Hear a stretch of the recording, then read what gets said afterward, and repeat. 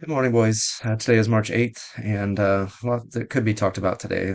Psalm 51 is maybe one of the most important psalms. It talks about repentance, it talks about sin, it talks about David's remorse over his sin as well, and I think it's one of the most important for us to understand what does it mean to truly repent of sin and see yourself, your need for cleansing and washing clean as David did. So certainly could talk about that. But there was something that caught my attention. Just happened to be because I was teaching through the Sermon on the Mount in my small group, and there's a little piece of it that had never made a lot of sense to me when. At the beginning of chapter 6, it says, "When you give to the needy, do not sound a trumpet before you, as the hypocrites do in the synagogues and in the street corners, that they may be seen by others."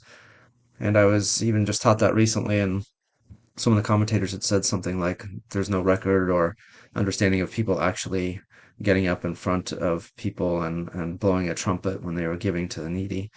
And I thought, yeah, that sounds kind of ridiculous. Why would somebody do that? And what would bring somebody to that point? But then, as I was reading today, in the the Numbers section, chapter 10, verse 9, it said this: "When you go into battle in your own land against an enemy who is oppressing you, sound a blast on the trumpets. Then you will be remembered by the Lord your God and rescued from your enemies.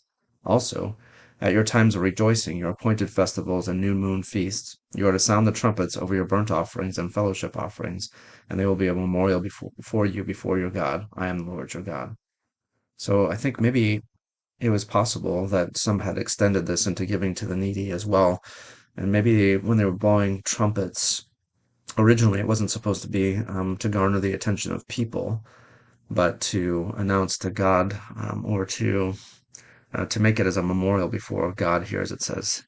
So it's to me it would be an example, not that they were doing it correctly or that Jesus was condemning something that was done with a right heart, but it may have started out as something that was meant to be good or following the law, maybe something that would have been strange, right? To blow a trumpet as you're giving an offering, but maybe the original intention was the right intention to give um, attention to God and to make it a memorial before Him, and people had twisted it and turned it to make it something that would draw the attention of people, and therefore becoming hypocrites because they were acting in a way that wasn't appropriate for what was really going on or should really be going on inside of them. So I thought it was helpful to come across that tidbit today, and just thankful that God every once in a while shows you something from Scripture that clarifies something that had been bothering you or troubling you, or just making you question what was really going on. So thankful to find that in Numbers today, unexpected, but caught my attention.